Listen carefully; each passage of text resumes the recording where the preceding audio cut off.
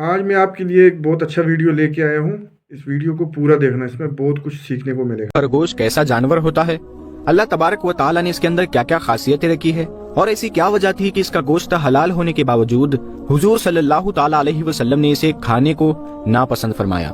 साथ ही ऐसा क्यों है कि जिन्नात खरगोश के सामने नहीं आते, और अगर कोई शख्स अपने ख्वाब में खरगोश देखे तो इसका क्या मतलब हो सकता है। और मेरे दोस्तों, अल्लाह पाक ने मेंढक को क्यों पैदा फरमाया, इसको मारना सवाब का काम है या इसको मारने पर अजाब मिलता है। मेंढक के बारे में अल्लाह के प्यारे नबी हजरत मोहम्मद मुस्तफ़ा सल्लल्लाहु ताला अलैहि वसल्लम ने क्या फरमाया है। मेरे दोस्तों, इन सारे सवालों का जवाब हम आज की इस वीडियो में बताएंगे, इसीलिए हम आपसे गुजारिश करते हैं कि इस वीडियो को आखिर तक जरूर देखिएगा। दोस्तों, खरगोश एक ऐसा जानवर है जो बकरी के छोटे बच्चे जैसा दिखता है। इसके दोनों हाथ छोटे और पैर लंबे होते हैं और ये अपनी पिछली टांगों से ही चल फिर सकता है। खरगोश सब्जियां और फल बड़े मजे से खाता है। जानवरों के डॉक्टर कहते हैं कि कभी कभी मादा खरगोश अपने नर खरगोश से मिलने की कोशिश करती है। इसका मतलब तो आप समझ ही गए होंगे। ऐसा इसलिए होता है क्योंकि मादा खरगोश में ये ख्वाहिश, ये इच्छा ज्यादा होती है। मादा खरगोश जब पेट से होती है, यानी जब उसके पेट में बच्चे होते हैं, तब भी ये नर से मिलाप कर लेती है। खरगोश की एक और खासियत ये है कि वो आंखें खोल कर सोता है। जब कोई शिकारी से पकड़ने के लिए आता है तो खरगोश की खुली आंखें देखकर समझता है कि वो जाग रहा है और वापस चला जाता है। खरगोश के बारे में ये भी कहा जाता है कि जब वो दरिया देखता है तो तुरंत मर जाता है, इसीलिए अक्सर खरगोश दरिया के किनारे पाए जाते हैं। दोस्तों, अरब के लोग मानते हैं कि जिन्नात खरगोश के सामने नहीं आते क्योंकि खरगोश को हैज आता है। इसी वजह से जिन्नात इसके पास नहीं आते। जिंदा मखलूकों, जिंदा जीवों में चार ऐसे जिन्हें हैज आता है: औरत, लगड़ बगड़, चमगादड़, खरगोश।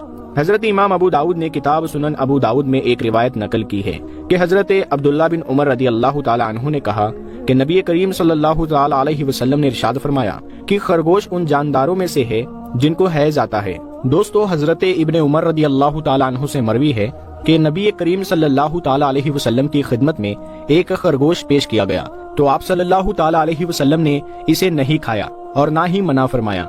अल्लामा दमेरी रहमतुल्लाहि ताला अलैह लिखते हैं कि नबी करीम सल्लल्लाहु ताला अलैहि वसल्लम का ख्याल ये था कि खरगोश को हैज आता है और वो गोश्त वगैरह भी खा जाता है, जुगाली करता है, यानी अपने चारे को पेट से वापस निकाल कर उसको चबाता है, यानी पागुर मरता है। और एक बात ये भी है कि इसके दोनों पाँव के नीचे और जबड़ों के अंदरूनी हिस्से में बाल भी पाए जाते हैं। इसी वजह से हुजूर सल्लल्लाहु ताला अलैहि वसल्लम का मन खरगोश का गोश्त खाने को नहीं हुआ। और हजरत इमाम तिरमिजी रहमतुल्लाहि ताला अलैह फरमाते हैं कि हजरत खुजैमा रदी अल्लाह ताला अन्हु से मरवी है, वो फरमाते हैं कि मैंने एक दिन हुजूर सल्लल्लाहु ताला अलैहि वसल्लम से खरगोश के बारे में सवाल किया तो आप सल्लल्लाहु ताला अलैहि वसल्लम ने इरशाद फरमाया कि ना तो मैं इसे खाऊंगा और ना ही इसे हराम करार देता हूँ। रावी कहते हैं कि मैंने अर्ज किया कि इसकी क्या वजह है या रसूलुल्लाह सल्लल्लाहु ताला अलैहि वसल्लम, तो आप सल्लल्लाहु ताला अलैहि वसल्लम ने इरशाद फरमाया, मेरा ख्याल है कि इसे खून यानी हैज आता है। रावी कहते हैं कि मैंने लगड़ बगड़ के बारे में पूछा तो आप सल्लल्लाहु ताला अलैहि वसल्लम ने इरशाद फरमाया, लगड़ बगड़ को कौन खाएगा। रावी कहते हैं फिर मैंने नबी करीम सल्लल्लाहु ताला अलैहि वसल्लम से भेड़िए के बारे में सवाल किया तो आप सल्लल्लाहु ताला अलैहि वसल्लम ने इरशाद फरमाया, इसे कोई भी शख्स जिसके अंदर जरा भी समझदारी होगी तो वो इसे नहीं खाएगा। दोस्तों, इन रिवायात से पता चलता है कि खरगोश को हैज आने की वजह से हुजूर सल्लल्लाहु ताला अलैहि वसल्लम का मन खरगोश के गोश्त खाने की तरफ नहीं हुआ। लेकिन इसका मतलब ये नहीं है कि खरगोश हराम है, बल्कि खरगोश हलाल है। भले ही खरगोश गंदा जानवर है, लेकिन इसका गोश्त खाया जाता है और तमाम अहले इल्म के नजदीक खरगोश का गोश्त हलाल है। और सुनन अबू दाऊद में हजरत अनस रदी अल्लाह ताला अन्हु से मरवी है कि हजरत अनस रदी अल्लाह ताला अन्हु कहते हैं कि मैं एक ताकतवर नौजवान लड़का था, मैंने एक खरगोश का शिकार किया और इसका गोश्त पकाया तो मुझे हजरत अबू तलहा रदी अल्लाह ताला अन्हु ने इसकी एक रान लेकर नबी करीम सल्लल्लाहु ताला अलैहि वसल्लम की खिदमत में भेजा।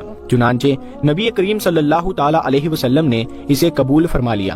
और एक दूसरी रिवायत में है कि नबी करीम सल्लल्लाहु ताला अलैहि वसल्लम से खरगोश के गोश्त के बारे में सवाल किया गया तो आप सल्लल्लाहु ताला अलैहि वसल्लम ने इरशाद फरमाया कि खरगोश हलाल है।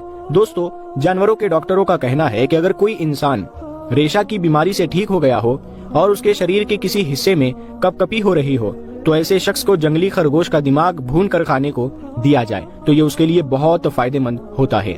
डॉक्टरों का ये भी कहना है कि खरगोश का गोश्त गर्म और सूखा होता है, یہ پیٹ کو صاف کرتا ہے اور اس سے پیشاب بھی کھل کر آتی ہے۔ خرگوش کا گوشت ان لوگوں کے لیے فائدہ مند ہے جن کا دماغ کمزور ہوتا ہے۔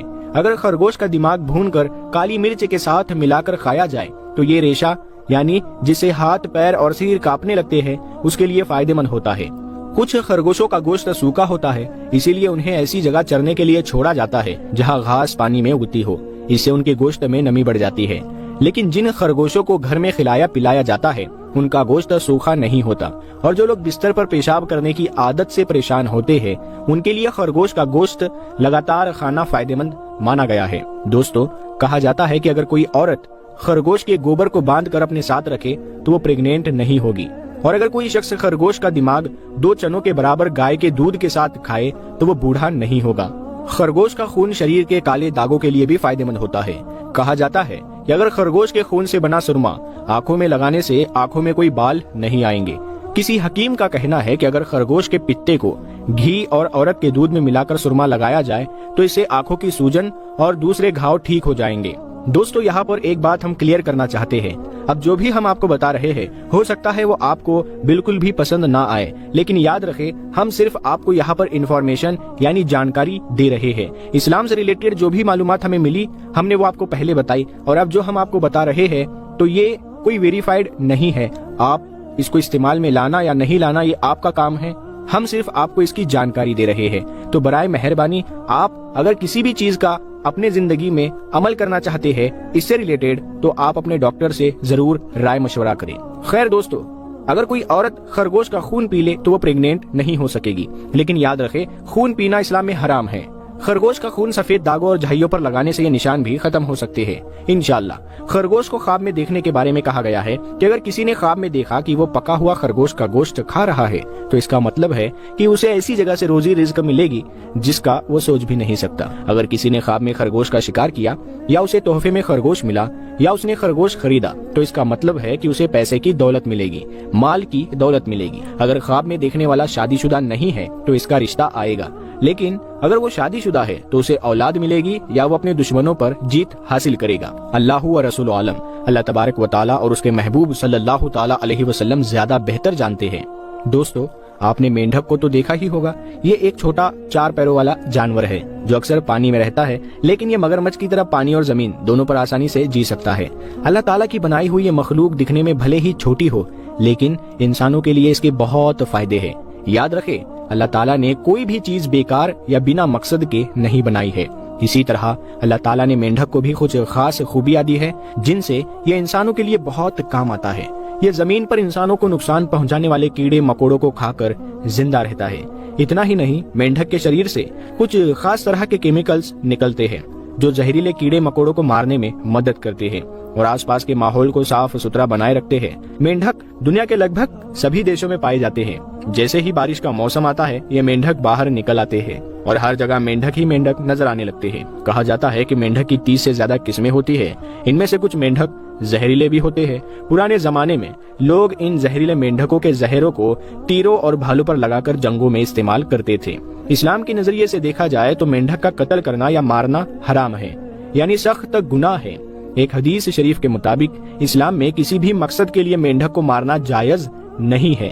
حضرت عبد الرحمن بن عثمان رضی اللہ تعالی عنہ سے مروی ہے کہ ایک مرتبہ ایک حکیم یعنی کہ ایک علاج کرنے والا اللہ کے پیارے نبی صلی اللہ تعالی علیہ وسلم کی بارگاہ میں حاضر ہوا اور آپ صلی اللہ تعالی علیہ وسلم کے سامنے کسی دوائی میں مینڈک ڈالنے کا ذکر کرنے لگا، یعنی کہ وہ حکیم کہنے لگا کہ وہ کسی دوائی بنانے کے لیے مینڈک کو مارنا چاہتا ہے۔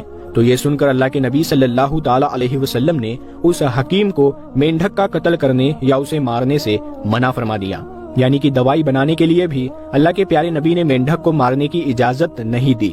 اس حدیث پاک کی روشنی میں علماء کرام کہتے ہیں کہ مینڈک کو طبی مقصد کے لیے بھی مارنا اسلام میں حرام ہے، یعنی کہ اگر کوئی انسان مر رہا ہے تو اس کے علاج کے لیے بھی مینڈک کو مارنا گناہ کا کام ہے۔ اب دوستو، مینڈک کے حوالے سے ایک اور حدیث پاک آپ کے سامنے رکھتے ہیں جس کو سن کر آپ اچھی طرح سے سمجھ جاؤ گے کہ مینڈک اللہ تعالیٰ کو اتنا زیادہ پیارا کیوں ہے اور اسلام میں مینڈک کو مارنے کا کام حرام قرار کیوں دیا گیا ہے۔ اللہ کے پیارے نبی حضرت محمد مصطفیٰ صلی اللہ تعالی علیہ وسلم نے فرمایا کہ مینڈک کو مت مارو کیونکہ یہ کثرت کے ساتھ اللہ تعالیٰ کا ذکر کرتا ہے، یعنی کہ مینڈک جو ٹر ٹر کی آواز نکالتا ہے دراصل وہ اللہ تعالیٰ کا ذکر کر رہا ہوتا ہے۔ اس حدیث پاک پر دھیان دینے سے یہ بات صاف ہوتی ہے کہ اسلام میں صاف طور پر یہ حکم ہے کہ مینڈک کو مارنا یا اسے نقصان پہنچانا کسی بھی صورت میں جائز نہیں ہے۔ اگر کوئی شخص جان بوجھ کر یا اپنے کسی فائدے کے لیے مینڈک کا قتل کرتا ہے یا اسے مارتا ہے تو وہ بہت بڑا گنہگار مانا جاتا ہے اور قیامت کے دن اسے سزا دی جائے گی۔ اب دوستو، ہم آپ کو مینڈک سے جڑا ایک ایسا واقعہ بتاتے ہیں جسے سن کر آپ کو یہ سمجھ میں آ جائے گا کہ اسلام میں مینڈک کی اتنی اہمیت کیوں ہے اور اللہ پاک نے اسے اتنا پسند کیوں فرمایا۔ جب نمرود نے حضرت ابراہیم علیہ السلام کو آگ میں ڈالنے کا حکم دیا تو اس وقت مینڈک بھی ان جانوروں میں شامل تھا جو اپنی حیثیت کے مطابق آگ بجھانے کے لیے اس میں پانی ڈال رہا تھا۔ حالانکہ کچھ جانور جیسے چھپکلی اور گرگٹ آگ کو بھڑکانے کی کوشش کر رہے تھے، لیکن مینڈک نے اللہ کے پیغمبر حضرت ابراہیم علیہ السلام کے لیے اپنی وفاداری دکھائی۔ کہانی میں آتا ہے کہ جب حضرت ابراہیم علیہ السلام کو آگ میں ڈالا گیا تو مینڈک گھبرا گیا اور بھاگتے ہوئے پاس کے ایک دریا میں پہنچا۔ اس نے اپنے منہ میں پانی کے کچھ قطرے بھرے اور لوٹ کر اس آگ پر ڈالنے کے لیے چل پڑا۔ جب دریا نے مینڈک سے پوچھا کہ آج وہ پانی پینے کے بجائے اسے اپنے منہ میں بھر کر کیوں لے جا رہا ہے، تو مینڈک نے جواب دیا، کیا تمہیں نہیں پتا کہ نمرود نے اللہ کے پیغمبر حضرت ابراہیم علیہ السلام کو آگ میں ڈال دیا ہے؟ میں یہ پانی اس آگ پر ڈالنے جا رہا ہوں تاکہ وہ آگ بجھ جائے اور اللہ کے پیغمبر کو کوئی نقصان نہ ہو۔ حالانکہ مینڈک بہت چھوٹا جانور تھا اور اس کے منہ میں صرف کچھ قطرے ہی آ سکتے تھے، لیکن اس نے پھر بھی اپنی طرف سے کوشش کی۔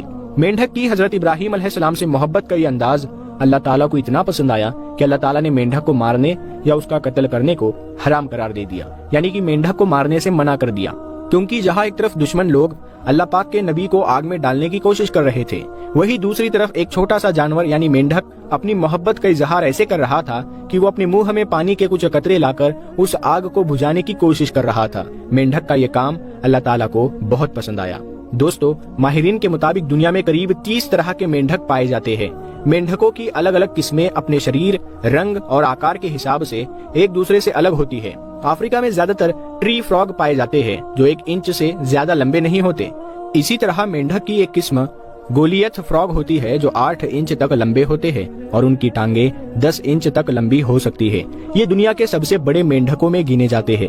مینڈک کی آنکھیں اس کے سر کے بالکل اوپر ہوتی ہے، جس سے وہ پانی میں چھپا رہنے کے باوجود سطح کے اوپر دیکھ سکتا ہے۔ اسی وجہ سے مینڈک اپنے شکاریوں کے خطرے سے بھی سترک رہتا ہے۔ ڈارٹ فراگ قسم کا مینڈک دنیا کا سب سے زہریلا مینڈک ہوتا ہے۔ یہ چھوٹا سا مینڈک قریب 2 انچ لمبا نیوروٹاکسن نام کا ایک زہر چھوڑتا ہے، جس کی ایک ماترا 10 سے 20 لوگوں کو صرف 3 منٹ میں مارنے کے لیے کافی ہوتی ہے۔ ماہرین کے مطابق مینڈک کے زہر میں کینسر سے لڑنے اور درد کو ختم کرنے والے انزائم ہوتے ہیں، اسی لیے اسے کئی دوائیاں بنانے